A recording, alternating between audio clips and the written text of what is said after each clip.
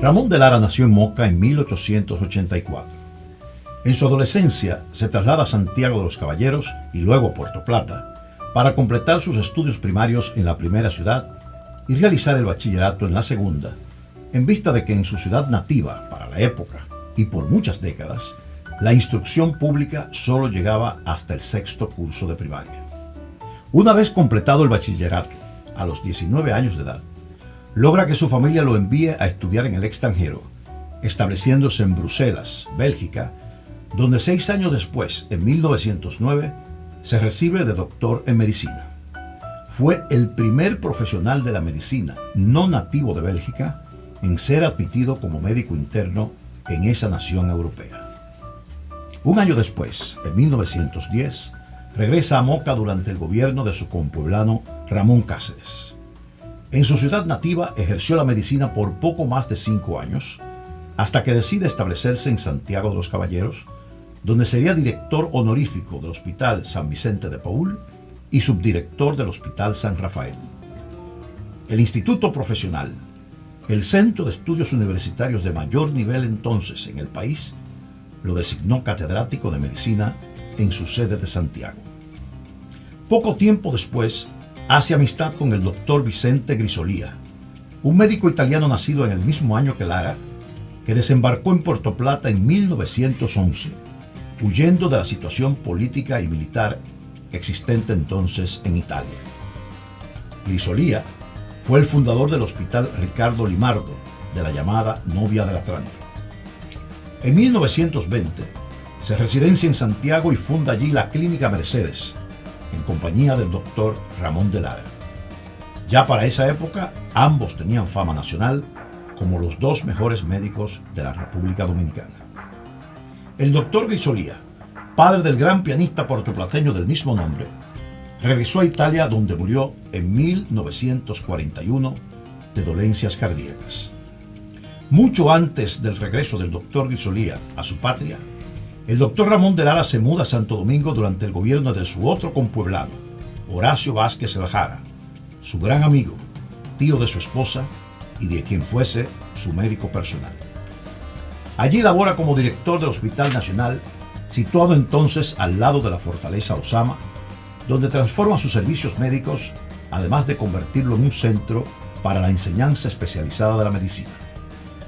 En 1928 fue designado rector de la Universidad de Santo Domingo y en 1930, cuando ocurre el ciclón San Zenón, crea la Clínica Mutual Española, que brindó servicios a las víctimas del terrible fenómeno.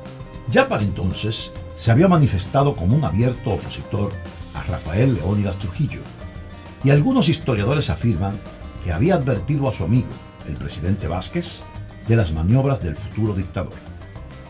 Estando en Puerto Rico, se enteró que Trujillo había decretado su expulsión del país, cancelando su nombramiento como rector de la universidad. A pesar de ello, el doctor de Lara regresó al país, continuó su práctica médica y se trasladó a Santiago, donde adquirió la Clínica Mercedes, que había fundado junto al doctor Grisolía y cuyo director de entonces, otro gran médico, el doctor Luis Eduardo Aybar, se había retirado de esas funciones. En 1933 fue presidente del Congreso Médico y pronunció un discurso en contra de la aún joven dictadura. Acólitos de Trujillo le sugieren apoyar la reelección del dictador, a lo que se niega rotundamente. Lo envían a prisión, pero debido a su prestigio nacional, lo liberan con la condición de que ejerciera la medicina en el pueblo natal del dictador, San Cristóbal, donde era mantenido bajo constante vigilancia. 2 años más tarde, en 1935, es nuevamente detenido junto a otros opositores al gobierno y lo condenan a 3 años de cárcel. Es nuevamente liberado debido a su prestigio un año después, 1936, y logra salir del país. Viaja a París, pero luego se establecerá definitivamente en Caracas, Venezuela, en donde ejerció la medicina durante 20 años. En 1956 se trasladó a Nueva York para buscar orientación médica sobre achaques de salud que sufría en ese momento. Fue intervenido quirúrgicamente, pero a causa de la flebitis que padecía, se agravó su estado y murió de una embolia en esa ciudad a la edad de 72 años el 20 de septiembre de 1956. Estuvo casado con la señora Rosa Vázquez, con quien procreó a sus 3 hijos, Genoveva, Fernando y Leonte. Cirujano y ginecólogo, fue un médico de amplio reconocimiento en su país y en Venezuela, que fue su segunda patria. En ambas naciones, se hizo famoso como realizador de cirugías exitosas, por su gran vocación de servicio a los más necesitados y su enorme capacidad de trabajo.